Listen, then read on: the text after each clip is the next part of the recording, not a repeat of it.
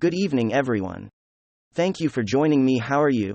Have a good night, everyone, and God bless you. Alright, now we will come to today's news. You would think now. I was very interesting. That was Bill Maher looking up at his studio audience and basically asking, have you guys lost your minds? And just so we're clear, here's what he was reading from. It's an article on Portland crime statistics from the LA Times. Quote, over the last 3 years, the number of unhoused people in the metro area has jumped from about 4,000 to at least 6,600. Shootings in the city have tripled. Homicides climbed from 36 in 2019 to 97. Last year, a record lower-level crimes spike to more than 1,100 vehicles were stolen in 2022, up from 60,500 2019. Now these numbers are comparable to what we're seeing all across the nation in Democrat-run, Democrat-monopolized cities. These are just par for the course. And so what Maher was saying there is that these woke policies like defund the police, or restorative justice, and all these efforts to bend over backwards to accommodate the criminal, since criminality is now seen as an expression of victimhood and oppression, is literally imploding, socially and culturally imploding our cities, and that they need to adopt a more classic form of criminal punishment and deterrence to combat that degeneracy. And that he was shocked to find out that there was only one person who clapped. Now Maher's reaction to his audience, keep in mind his own left-wing audience, is indicative of the way in which the modern woke left is increasingly shutting out any and all remaining vestiges of Bill Maher's more classic liberalism from the ranks.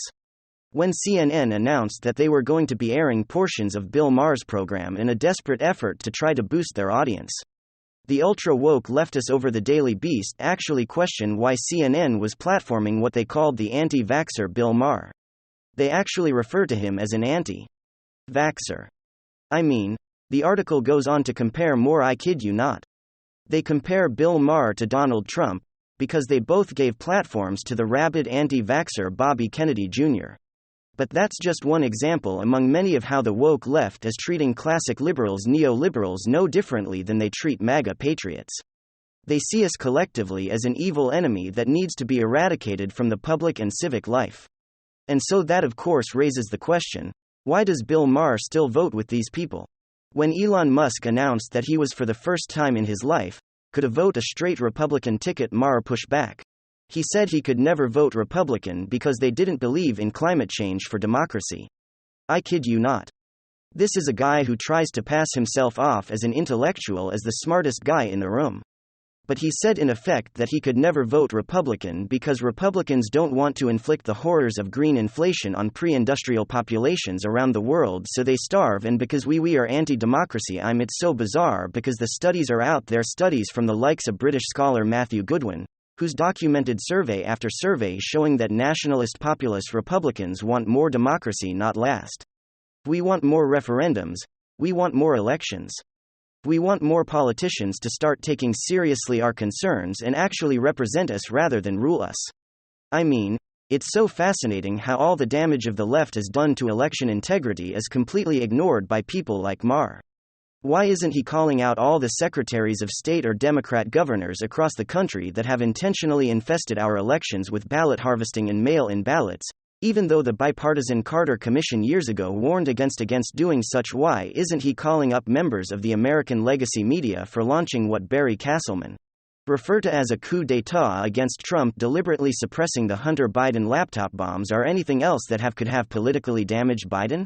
Why isn't he calling out all of the parties involved in Elon Musk's Twitter files revelations in this collusion between big tech and big government? As you know, why is this concern for democracy always pointed in one direction? Fortunately, I think we know the answer to this.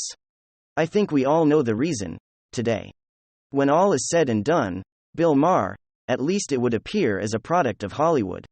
Or more specifically, he's a product of Los Angeles TV studios and today HBO contracts and the like. He's a player.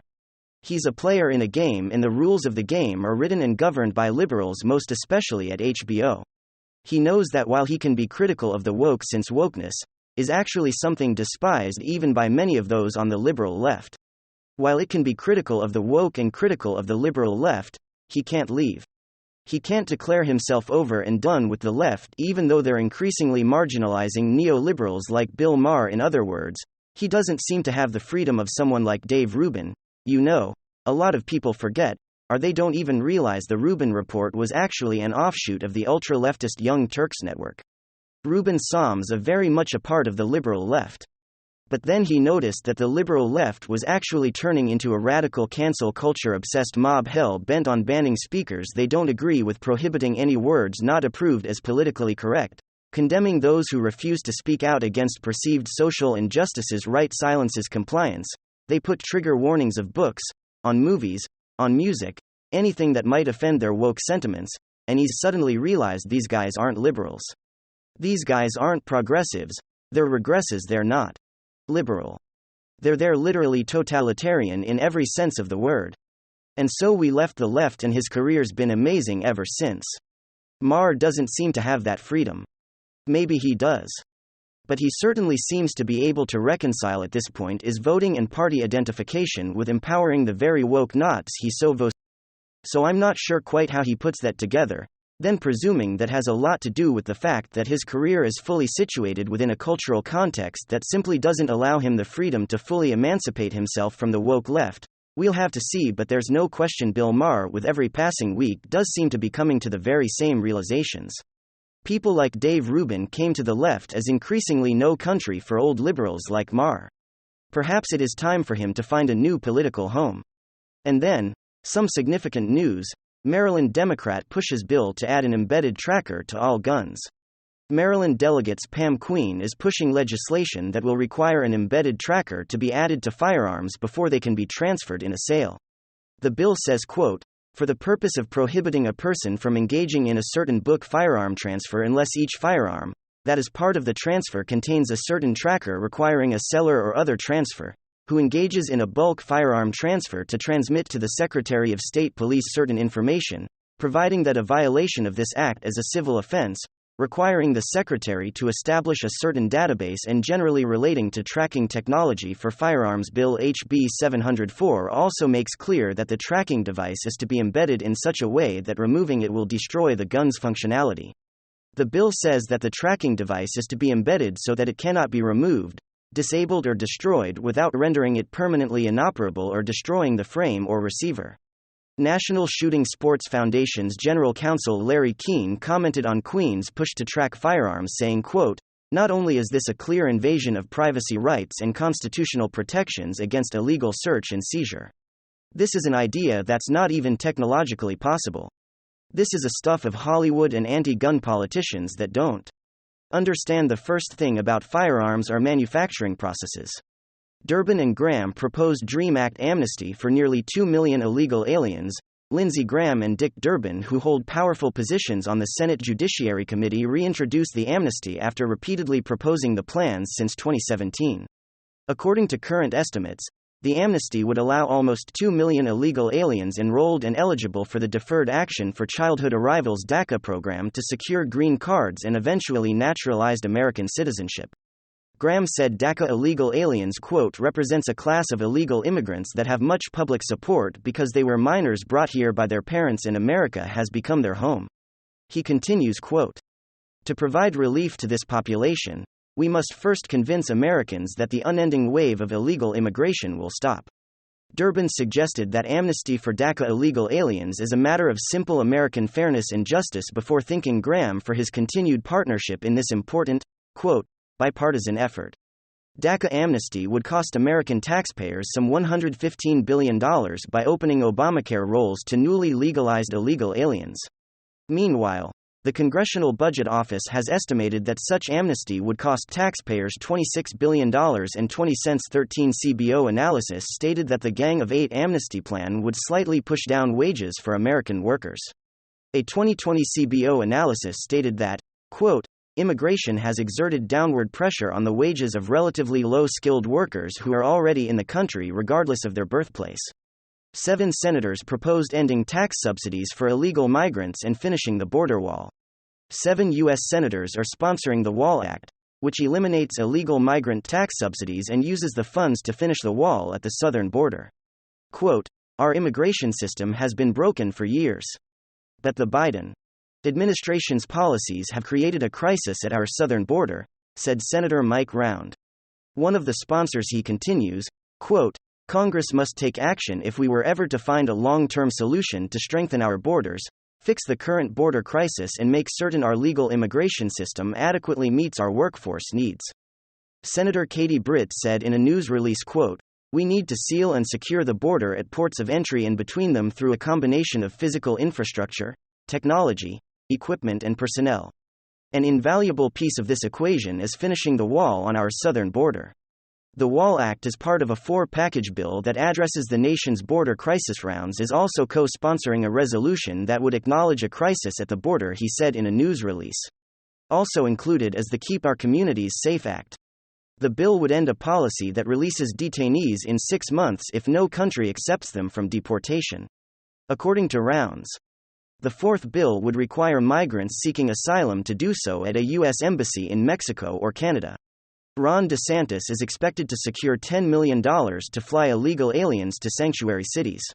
Late last week, Republicans in the Florida House voted to approve a bill that would authorize the state to spend up to $10 million transporting border crossers and illegal aliens to sanctuary jurisdictions throughout the United States. The Florida Senate approved the bill earlier last week, and DeSantis is expected to sign the bill into law sometime before February 25. Quote, "The state of Florida is not and never will be a sanctuary state." State Senator Blaise Ingoglia said in a statement. He continues, quote, "It's time for those sanctuary cities to put their money where their mouth is." Last year, DeSantis swept national attention when he sent 2 flights of illegal aliens to the ultra-liberal elite island of Martha's Vineyard. Quickly after their arrival, officials on the island declared a humanitarian crisis, and Massachusetts Governor Charlie Baker intervened to bus the illegal aliens off the island to Joint Base Cape Cod. Just days later, many of the illegal aliens filed a class action lawsuit against DeSantis, claiming he violated their 4th and 14th Amendment rights by enticing them to board flights to Martha's Vineyard.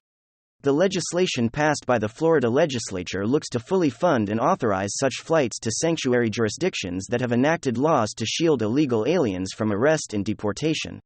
Flying border crossers and illegal aliens to sanctuary jurisdictions is particularly popular with Cubans in Florida. A majority of 71% said they supported the sentence's migrant flights last year. Likewise, 56% of swing voters backed the flights, along with 90% of Republicans. SNAP food stamp benefits will be reduced to 2020 levels on March 1. Food pantries are bracing to feed more hungry people as key emergency benefit from the federal government ends. In March, Supplemental Nutrition Assistance Program cardholders will see reductions of $55 to $250 per person, said Man Yi Lee, spokesperson for the Greater Chicago Food Depository, in April of 2020. After the state of emergency was declared, the federal government added bonus dollars to SNAP cards, the taxpayer-funded cash cards that people have certain income levels used to buy groceries. In March, the federal government will return the subsidies to pre-emergency amounts. Quote, "Many people may not be following what Congress is doing, and they may not know that these changes are happening." Lee said. She continues, quote, "At a time when food prices remain high, we are really worried that this reduction in benefits will take people by surprise. The hunger crisis preceded the emergency. Inflation has only made it worse. The exact size of the benefit decrease that each household will experience in March will vary greatly, depending on income and household size." Lee said people with little to no net income will see the smallest reduction. That's what I got for you guys. Hopefully you enjoyed it. If you did, make sure to leave a like and possibly subscribe to the channel. If you're up for it, I'm gonna get back to work. Thanks for watching.